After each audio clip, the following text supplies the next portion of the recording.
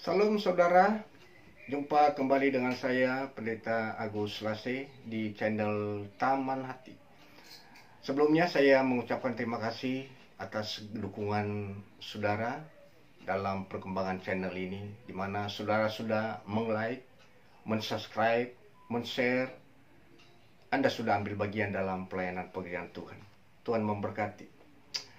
Video kali ini saya akan menanggapi pernyataan oleh oknum seorang ustadz yang saya nilai sebuah pembohongan dan fitnah terhadap kekristenan atau iman Kristen. Dan sebelum kita teruskan, kita akan melihat video berikut ini. Perjanjian Lama yang ditulis pada abad kedua dan abad ke-1 sebelum Masehi.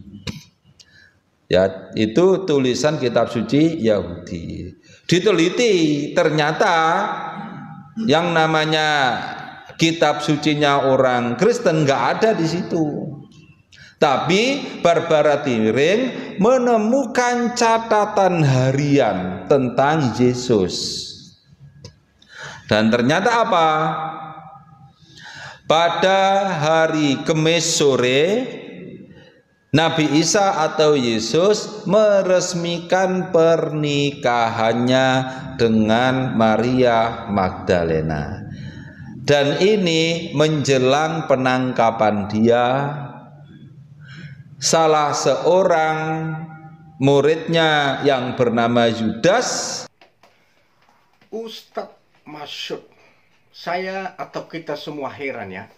Semua kebohongan ini lagi-lagi merasuk setiap hati mulut para saudara-saudara kita ini, di mana apa yang dia katakan itu tidak pernah terjadi, baik oleh pakar sejarawan di masa Yesus hidup tidak ditemukan, tidak mencatat apa yang dituduhkan ini. Jadi kelihatan sekali bohongnya. Yang pertama, dia menyebutkan abad saja salah. Perhatikan saudara, pada abad 2 sampai abad 1 sebelum Masehi, dia ketemukan catatan harian tentang Yesus. Coba, Yesus saja baru lahir abad 1 Masehi dan di tahun ke-30-an dia disalib, mati, dan bangkit. Jadi kelihatan sekali tidak belajar dengan benar, sehingga mereka putar balik fakta. Jadi ketahuan sekali kalau punya kehendak menjatuhkan kepercayaan orang lain. Dengan memfitnah, membuat sejarah-sejarah baru. Jadi cerita kebohongannya seakan-akan benar, tapi penuh dusta dan fitnah. Coba narasinya, diketemukan catatan harian tentang Yesus atau Isa. Pertanyaan, siapa yang menemukan? Harusnya kasih dalilnya.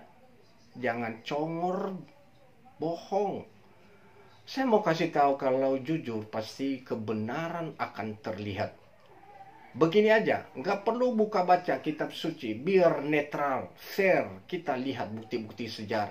Seperti kita pahami bahwa penulis-penulis sejarah tentang peristiwa Yesus Kristus bukan hanya orang yang beragama Kristen. Ada beberapa mereka malah yang tidak sepaham dengan Yesus pada masa itu. Di antaranya, seorang sejarawan Romawi yang hidup antara tahun 56 sampai 120 Masehi yang bernama Tacitus, di mana salah satu tulisannya tentang Yesus antara lain, Tacitus memberikan salah satu referensi non-Kristen yang paling penting tentang Yesus dalam karyanya, yaitu Annals dalam buku 15 bagian 44. Tacitus mencatat peristiwa yang berkaitan dengan kehidupan Yesus. Tacitus menyebut Yesus secara singkat. Tacitus menulis bahwa Kristus yang merupakan pendiri dari sekte Kristen telah dieksekusi di bawah pemerintah Pontius Pilatus selama masa pemerintahan Kaisar Tiberius. Berikut adalah bagian dari teks yang lebih lengkap dalam Annals 1514 Ya, jadi di mana poin penting dari catatan Tacitus ini yaitu Yesus Kristus disebut sebagai pendiri sekte Kristen. Yesus dihukum mati oleh Pontius Pilatus selama pemerintahan Kaisar Tiberius. Tacitus tidak menulis dari perspektif simpatik terhadap orang Kristen, tetapi sebagai seorang sejarawan Romawi yang memandang Kristen sebagai gerakan yang berbahaya. Meskipun singkat, catatan ini dianggap sebagai salah satu referensi non-biblikal yang paling andal tentang Yesus, karena Tacitus dikenal sebagai seorang sejarawan yang teliti dan kritis. Tacitus tidak memiliki motif agama dalam catatannya, sehingga keterangan ini dianggap lebih objektif oleh para ahli sejarawan, dan sebagai seorang sejarawan yang teliti dan kritis tidak dicatat tentang ketuduhan Ustadz ini bahwa ada catatan tentang pribadi Yesus ditangkap pada momen sedang melangsungkan pernikahannya. Itu keliru dan tidak ada peristiwa itu terjadi. Dan juga beberapa sejarawan yang lain, ya, antara lain seperti Josephus yang hidup 37 sampai 100 Masehi.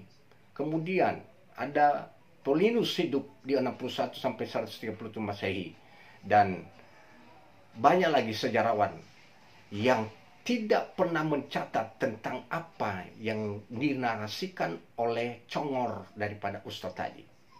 Jadi, kau sungguh nekat Ustadz, bohong demi menjatuhkan iman agama lain sebagai rohaniawan, sebagai pengajar. Jangan dusta dan bohong, dapat merusak generasi bangsa.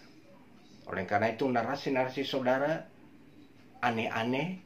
Mereka berusaha mati-matian buat sejarah baru, putar balik kebenaran, sampai-sampai saking mencari kesalahan pada kitab suci Alkitab, ada yang hafal ayat banyak, ayat tapi copot-copot, nggak tahu membaca seutuhnya. Saya yakin sekali. Yesaya berkata pasal 55 ayat 11, demikianlah firmanku yang keluar dari mulutku, ia tidak akan kembali kepadaku dengan sia-sia, tapi ia akan melaksanakan apa yang ku kehendaki dan akan berhasil dalam apa yang ku suruhkan kepadanya.